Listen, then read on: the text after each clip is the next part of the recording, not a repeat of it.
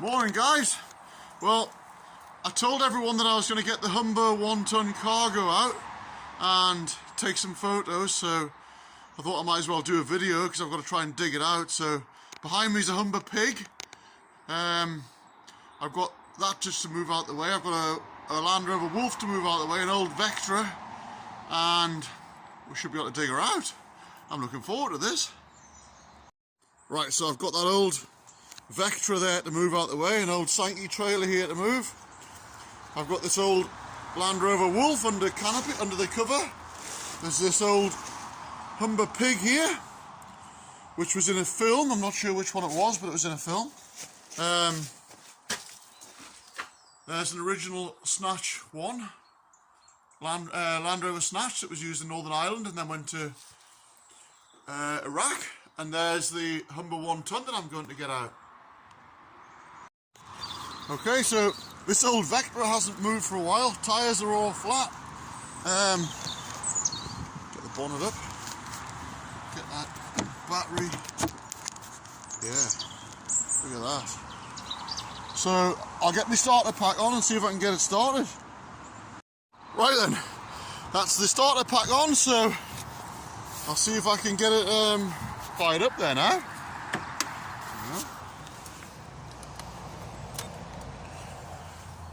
Yep, we've got ignition. Wow, she's alive. That hasn't been started for years. Good old Vauxhall. Right, let's get it moved. So that's the Vectra out the way. Here's this nice little Sankey trailer there. They used to go behind the old lightweight Land Rovers and the Series 3s. Okay, that's the Wolf Land Rover. That's the last thing in the way, so I'll get that started up and pull her out. Right then, let's get this Wolf fired up. There you go, good old 300 TDI.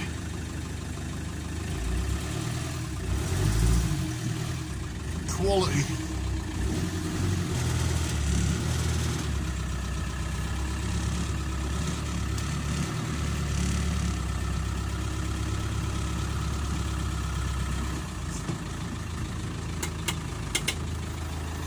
Good old machine these. Roll bar's a bit tight there, you boot. My feet get stuck behind this internal roll cage in there. Very tight, but yeah. Lovely machine, the old Wolf. Like I say, 300 TDI in that. Okay, so there she is. There's the Humber 1-ton cargo unsheeted. Powered by Rolls-Royce B60 engine in that, 6-cylinder. Good looking machine. If I lift the bonnet,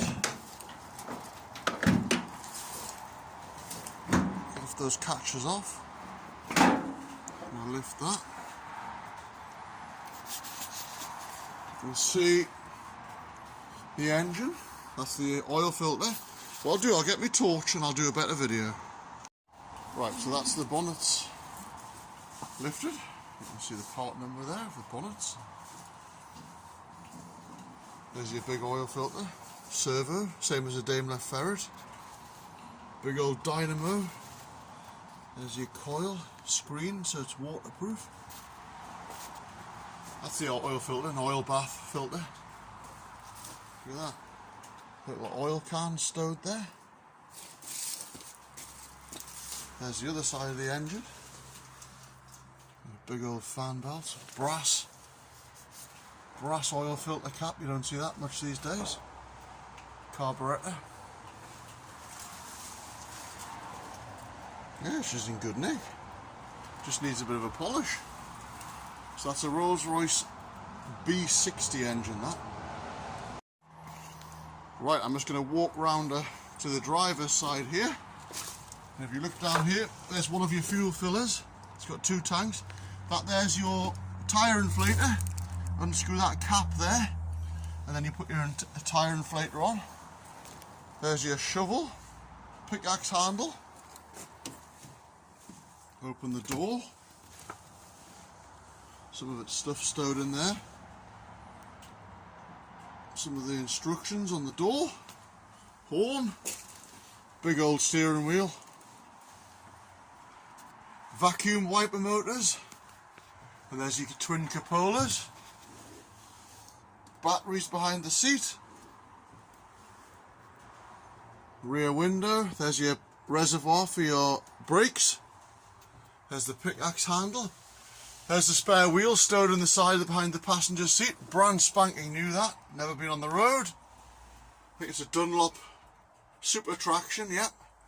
There's a panel folds out the side that lets that come out. Passenger seat jack stowed in its position there. And then some of your winch controls. There's your handbrake.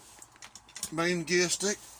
That's your four-wheel drive. That's a good idea actually. This on the Humber, you've got this interlock, so when you go for first crawler gear, it clicks. Well, I can't, it's not lined up with the gears, but when you click that in, it hits this lug here and engages four-wheel drive, so it won't let you. There you go. So if you put it into crawler, that selects the four-wheel drive. So it won't let you go into crawler gear without four-wheel drive being engaged, which is a bloody good idea. Slave starter, cable, tyre inflator, handle there, that red one. All the new boots on the pedals when we restored it years ago. Yeah, cracking machine. How many miles is on it? Ooh, not many. I haven't got my glasses, but 14,000. 14,000 miles on the clock. But yeah, cracking example of a Humber, that. Lovely, lovely vehicle. Before I finish, I forgot to take a picture of the winch there. So yeah, there's the mechanical winch, mechanically driven winch with a rope. There's the rope there coming out those front fair leads. It feeds under the belly of the vehicle. I don't know if you can see that. See that? It feeds right under the belly of the vehicle on these rollers, so you can actually feed the rope out the back as well. There's the new gaiters and suspension arms when we restored it. New flexies and handbrake cables. Yeah, we did a good job on it. So I can't get it started now today because it's actually chucking down the rain and I don't want to get it wet, but I'll try and get that done in the summer. Well guys, that's them all sheeted back up again there. In true breakdown recovery man fashion, I didn't get them sheeted up. Got a breakdown, I got a job to go on, so I've got back, I got my gear changed, clean again, sheeted up. So yeah, I hope you liked that video. I hope you liked the Humber 1 ton from the 1950s. That one came out of Hilton, out of storage when my dad got it for recovery. But yep, as always, thanks for watching. Don't forget to like and subscribe, and I'll see you again with another Ken's Jobs.